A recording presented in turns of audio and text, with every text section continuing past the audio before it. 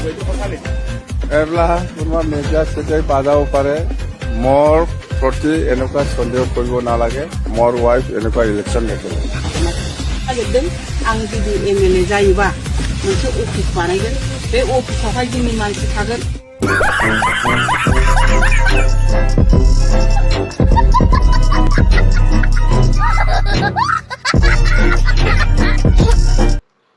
खुलुमबाय रायजोफोर गिबिसिनथाराव फिथांखि blog YouTube चेनेलनिफ्राय रायजो राजा बयनिसिमबो दिनैनि बेलासि समनि गोजोननाय बावहरनाय जाबाय आं दिनैबो नोंसोरजों माखासे बाथ्रा रायज्लायलायनो मोननै भिडिअ लानानै फैनाय जादों मोनसेया जाहैबाय सेवालि मेडामनि आरो गुबुन मोनसेया जाहैबाय प्रमिला रानी आबैनि बिसोर सानैनि गेजेरावहाय दान्थे बिदान्थे मा जानो थांगासिनो दङ फारसेथिं बुंदोंमोन जे बिपिएफनि सीएमआ आंनि हिनजावा पलिटिक्स गेलेया बेयो ससियेल मिडियायावहाय बुंलाबायनाय रावसो होननानैहाय जोङो खोनानो मोन्दोंमोन नाथाय जोङो दिनैहाय नुनो मोनबाय सेवालि महिलारी मेडामा ससियेल मिडियानि गेजेरावहाय क्लियारलि बुंबाय आंनि हौवाया डक्टर इन्जिनियार साख्रिवाल नङा होननानैहाय नोंथांमोना खोनासं नंखाय नंदोंब्ला दिनै आंनि फिसाया सासे अफिसार नङा सोरबा इन्जिनियारबो नङा जुदि आंनि फिसाया अफिसार मोनबा आं आलो आलो रुमाव जिरायनानै थानो हागौमोन बे सिगाङावहाय किन्तु जिहेतु आंनि फिसाया समाजनि खामानि मावग्रा नालाय बेना खामानियानो समाजनि ओंखायनो आंबो जेखि जाया मानो आंबो हाद्रियाव ओंखारनानै फैखाथारनांगौ बे समाव दा बिदियाव आं नुनो मोनदों जे दा बाहायथ' आं दिनैहाय गथाय फार्स्ट टाइम फैदों बे जायगायावहाय बिभिन्न जायगायावहाय लामा गैया बबेबा कालभार गैया बबेबा दालां बायनाय बबेबा इरिगेसननि बेबस्था गैया माइ गायनो हायाखै बबेबा गामिया खुरख'लांबाय बेफोरबायदिखौ आं नुनो मोनदों बेफोरखौ नुनानै आं सारनाव मेसेजखौ होयो जे बेबायदि गामियाव बिदि प्रब्लेमा दङ साराथ' येस होनो खालायगोन होनो किन्तु मा जायो अफिसावहाय साराथ' आरो सबखौनो मावजोबा जाय अफिसाव खामानि मावो बिसोरो माने बबेबा दोनसोबाय सोरनिखौबा माबा बबेबा थासनबाय बेबायदि जायो आं बारे बारे होनबाथ' सारा 40टा समस्तिखौ नायनांगौ नङा होमबा सारा दिनैहाय जानो हागौ जोंनि बेनि एमसिएलए बे चिफ जाहैबाय किन्तु 40टा समस्तिखौ नायनांगौ बेलायावहाय बिथांना गावनि समस्तियाव बेरायनो टाइम मोना जायो दा बिदियाव जोंनि समस्तिनि मानसिफोरना एसेबाबो खुद्रिनायखौ आं नुनो मोनदों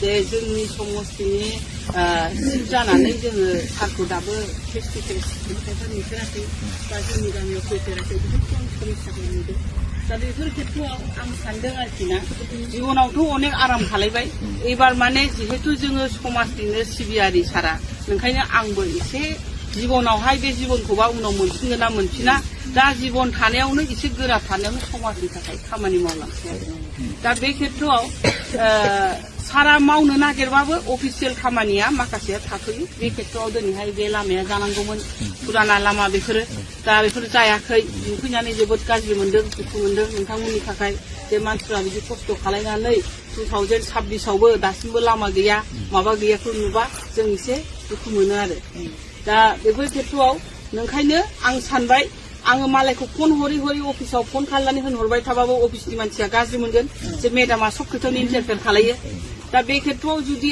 आंनो जुदि एमएलए जायोबा होमबाथ' आंहानो राइट दङ आंहानो अधिकार दं लिरनायनि बे लामा जायाखै बै लामा जायाखै बै दालाङा जायाखै बे कालभार जायाखै माबोरै थगायनो हाखो बिपिएफनि सीएमआ गावनि असे बिसिखौहाय राजनितिकआवहाय ओंखारा होननानैहाय एसेबां थगायो मानो बिसोर सानैजों सिगांनिफ्रायनो बाथ्रा दानलायखानायखा आरो बिसोरो मोनथिलायखागौखा पलिटिक्सखौ माबोरै गेलेनांगौ रायजोफोरनि गेजेरावहाय माबोरै बाथ्रा बुंनांगौ बेखौहाय बिनि असे हौवायानो हयथ' फोरमायखादोंखा थेवबो बिपिएफनि सीएमआ रायजो राजाफोरखौहाय थगायदों अब्ला नोंथांमोना सानदोलाय बेसेबां थगायसुला दिनै जोङो सेवालि मेडामनि बुंनायखौ जोङो खोनासङोब्ला बिथाङाबो फैसा बुथुमनो थाखायसो राजनितिकआव ओंखारदों सासे डक्टर इन्जिनियारनिब्लानो आराम जिरायनानै जानांगौ बेबो बाथ्राया नङा रायजो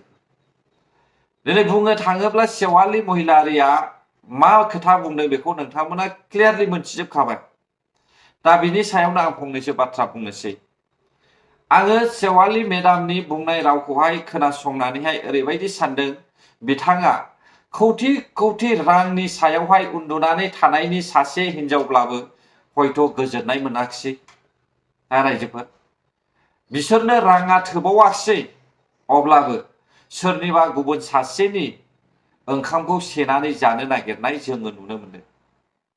थांनाय 10 बोसोरसिमहालागै MLA जानानै थाबोनाय प्रमिला रानी आबैयाबो बैसो जाबाय। दा बिनि जायगायाव सोरखौबा सोसननोबो हागौमोन, नाथाय जों दिनैनि समावहाय नुनो मोनबाय BPF पार्टीनिनो मिस्टार महिलारी साहाबनि असे बिसि सेवाली मेडामा राजनितिकआव ओंखारबाय। नाथाय बाथ्राया जाहैबाय मानो थगायनांगौ?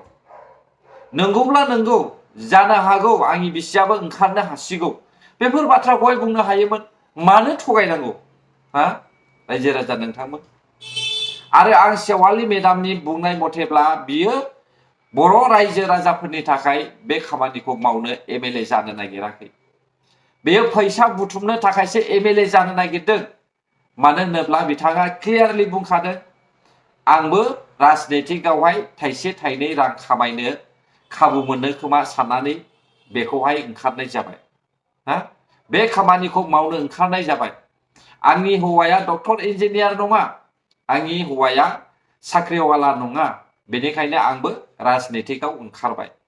थांखिया जाहैबाय राजनितिकआव ओंखारनानैहाय कौटि कौटि रां बुथुमनो थाखाय खाबु मोननाय, बेखौसो जोङो नुहुरबाय रायजो। बिथाङा सिगांनो बुंग्रोखादों, आंबो फैसा खामायनो खाबु मोननो खोमा, रां बुथुमनो खाबु मोननो खोमा। अब्लाथ' बिथाङा रायजो राजाफोरनि थाखाय खामानि मावनो थाखाय ओंखाराखै, एकमात्र गावनि उदैनि थाखायसो, गावनि धोन सम्पति आरजिनो थाखायसो सेवाली मेडामा दिनै राजनितिकआव ओंखारदों। दिनै जों बुंनो थाङोब्ला सेवाली मेडामनि अनगा सोरबा आरोबाव गुबुन दंबावोमोन नामा बेनिफ्राय साबसिन? दा बेखौनो आङो सिन्था खालामदों। रायजो राजाफ्रासो मा बुजियो बे नोंसोरनि सायावसै। नाथाय 17 बोसोरख्लाय सरकाराव थाबोनाय प्रमिला रानी बायद'आबो नोंसोरनि जायगाखौ डेभेलप खालामाखै। आरो नोंसोरनि जायगानि खाथियावनो BPFनि CM दङ, थेवबो बेबो डेभेलप खालामाखै। आरो मुनमुन बायद' दङ, बेबो नोंसोरखौ डेभेलप खालामाखै। अब्ला बे सेवाली महिलारी मेडामा थारैनो नोंसोरनि जायगाखौ डेभेलप खालामगोन खोमा हा रायजोफोर? बेखायनो नोंसोरो सायख'नांगौमोन जे BPF पार्टीनिफ्राय नङै सोरबा सासे लिडारखौ सायख'नाया साबसिनमोन नोंथांमोननि थाखाय। एसेबां बोसोरनि उनाव बे लामाया मानो जायाखै? नोंसोरनि एरियायावनो नोंसोरनो नुखादों BPFनि CM दङ, आरो लोगोसे मुनमुन ब्रह्म दङ, आरो मा होनो नोंसोरनि खाथि खालायावनो हयथ' आरोबाव सोरबा लिडारबो दङ जानो हागौ। नाथाय दिनै सेवाली मेडामखौहाय सायख'नाय, बिनि खुगानि रावावनो जोङो आन्दाज मोनदों जे बेयो फैसा बुथुमनो थाखायसो नोंसोरनि लिडार जानो नागिरदों। खुगायावनो आन्दाज मोनखायो, जों मिथिबाय दा सोरबायदि लिडारा मा बुंगोन आरो सोरबायदि लिडारा मा हास्थायदों, बेखौ जों आन्दाज मोनखायो रायजोफोर। अब्ला नायलांदो रायजोफोर, लिडाराथ' जागोन बायदिखौ नुहुरखाबाय, आरो MLA बेनो जागोन बायदिखौहाय जोङो नुहुरदों। नाथाय कन्टेस्टआ सोरजों जागोन? प्रमिला रानी आबैजों हयथ' कन्टेस्ट जानो हागौ। हयथ' प्रमिला रानी आबैया मानो इन्डिपेन्डेन्टआवहाय बियो उदाङावहाय गेलेनोबो हागौ, मानोना बेहाबो फैसा दङ हा रायजोफोर। नायलांनोसै, समा दिन्थिगोन बबेनि दैया बबेथिं बोहैलाङो। गोजोन्थों। अब्ला बेसिखिनि भिडिअखौहाय आङो बेयावनो फोजोबनाय जाबाय। बर' हारि जै जाथों, जै बर' हारिनि।